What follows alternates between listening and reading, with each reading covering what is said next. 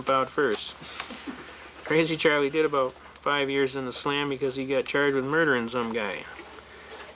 Crazy Charlie went to jail and he found God.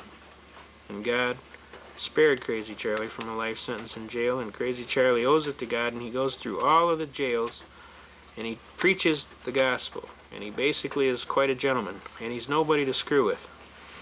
And when we went to chapel, the kids were all joking around. Pops, you going to chapel? I said, oh hell yeah. He says, Pops, you're a badass. What you want to go to chapel for? I said, let me tell you something, my man, you can always learn something, and I'll tell you, one of the best places to learn it is at chapel, so why don't you come on down and you might learn something. We go down there, and who do I see? Crazy Charlie. I hadn't seen Crazy Charlie for years. He looked at me, I looked at him, he said, what the hell are you doing here? I said, so I don't want to talk about it, Crazy Charlie. The guy turns around to me, he says, Pops, is there anybody in this joint you don't know? I says, I'll tell you what, this guy is a guy I would listen to, because he's serious. The man is serious, and he found God, and he's going to try and help you find God, and in the end you will have peace. Well, with this gentleman, this one bank robber found this gentleman, and between myself and Crazy Charlie, he found God, and I wish you could see the peace on his face. He was in a lot of trouble, and we did his paperwork for him. We helped him, and basically they redid his whole program, and because he found God, they decided to put him out on lifetime parole. He made restitution. He gave the money back. He changed his whole life. His whole life was changed just from that instant. So I'm telling you, when I go into jail, it's hilarious, because it's like the jailers don't even know how to act. And it's like, the one jailer told me when I left, he shook my hand, he says, I'm going to miss you, Pops. He says, they call me Pops because I'm older. I was a little teed off when they called me Pops the first time, so I told this kid, he said, I said, what's with the Pops? I said, I'll bet you can't even do 25 push-ups. He said, you're probably right, Pops, can you? Boom, down I went, 25 out, and here's, I'll raise your 25, and here's another 25. He said, Pops, you in good shape. I said, I'm going to show you how good a shape I'm in, you keep calling me Pops. He says, no, you don't understand, Pops. He said, if you're an older gentleman in the joint, they treat you with courtesy, they call you Pops. That's just out of courtesy. I said, oh, I guess you can call me Pops, and that's cool. So don't you ever think that I'm getting old. So I'll fool you. So they laughed. When I left, they lined up to shake my hand, and even the jailer said he was going to be sorry to see me go, because I was helping so many people, and people were getting their lives together. And so when I go to jail, it's kind of unique. I actually get a vacation. I got the top bunk, and I laid on the window and let God's sun shine in my face, and I got a suntan. And guys would say, Pops, why do you climb up on the top bunk? I says, man, I'm out on the beach getting sun and rays. What are you doing? He said, you know, Pops, you something else. You're going to make, you in jail, and you're going to make, I said, I'm laying out here on the beach. What you talking about?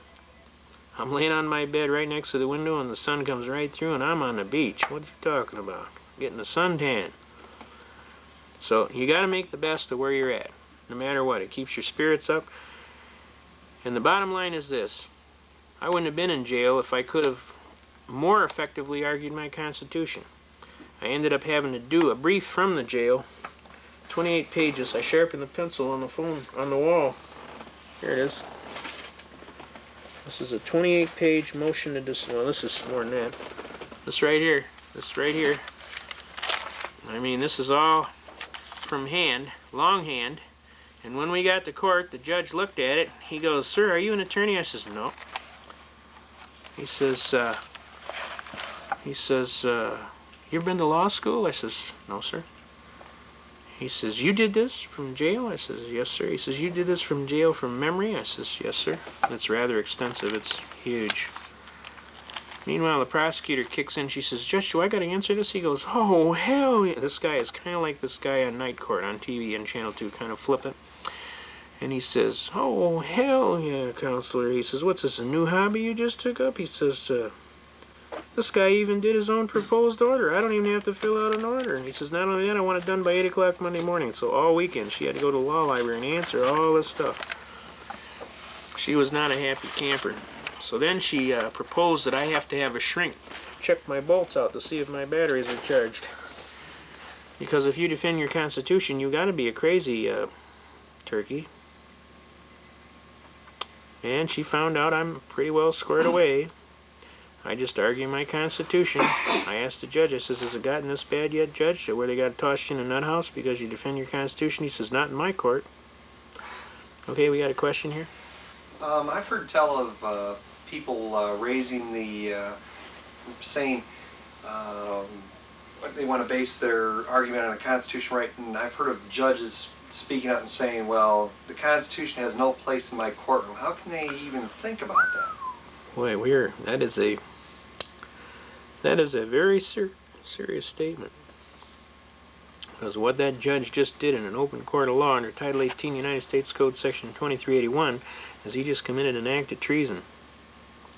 See, the judge is sworn under Article 11 in this state, Paragraph 1, and he will uphold the Constitution of the United States and move as most immediately as is practicable to defend that Constitution. And a violation of that act would be capital felony treason under the people and government of the United States of America, and he would be subject, upon conviction, to be hung by the neck. That's how serious. Is it possible if the defendant had a driver's license and they were trying to argue a traffic matter and they were kind of in the system already and raised the constitutional objection that the judge might say it doesn't apply? Well, here's how we start a lot of these traffic cases, and I'll get right into that. The issue, when you first walk before a traffic court, you see, when they merged these courts together in 1963, they screwed up. They wanted to lay off half the judges, see, and they only wanted to have one building. So what they did is they merged the traffic court per se, or that docket, into the criminal court docket. And when they did that, they didn't check the rules, you see. And when they didn't check the rules, they didn't allow for jurisdictional challenges between the two courts. So what happens now is you come before the court, and there's several ways you can come before the court. Now, this gentleman here is correct. When he's talking about you have a driver's license, you have entered into a contractual relationship with the state. In other words, it's not a lawful contract because you cannot enter into an unlawful contract. You understand? It is a contract, though, because it's recognized as a contract. Because you have voluntarily entered into this contract, you agreed to all of the rules in their law book for that contract. Now, this is what we call admiralty and maritime jurisdiction, or artificial jurisdiction. And it's a rather heavy argument going into Erie Railroad versus Tompkins and McCulloch versus Maryland, and we'll go into that in depth at the end of this program, but I wanted to share with you briefly. When you sign your driver's license, and especially today, and your voter's registration card, you will notice a little note right under your signature where you agree to the acceptance of the duality of citizenship of not only at the common law, but you accept the national jurisdiction under admiralty and maritime jurisdiction, which allows you to be sucked into all of these uniform commercial code requirements. And this is a very serious thing you're signing here. You don't understand it, but you just sold all your constitutional rights down the sewer when you signed that document.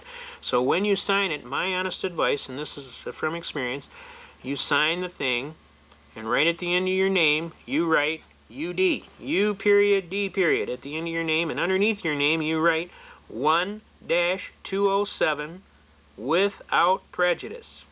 Now what that does, it says, I'll be glad to accept your ridiculous privilege. I don't really need to, but I will just to keep myself from being in trouble with the cops. And I'll tell you what we'll do.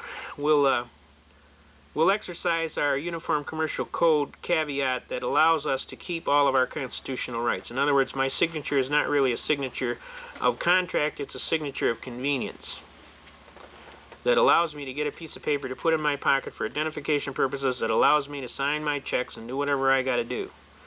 But it doesn't in any way make any admissions or confessions or require me to participate in any of your rulebook schemes under your Admiralty and Maritime Tontine scheme. Now, to tell you how crazy it was, I just got asked by an attorney how he would defend a program where a gentleman that he was defending was accused of hijacking a car, and that they were claiming that because the car is made all over the world and all over the United States, that the parts, even though they're assembled at one point, they are in what is called the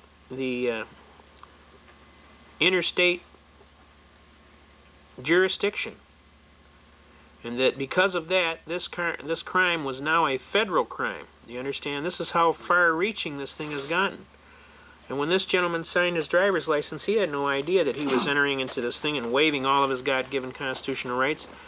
and that he was no longer a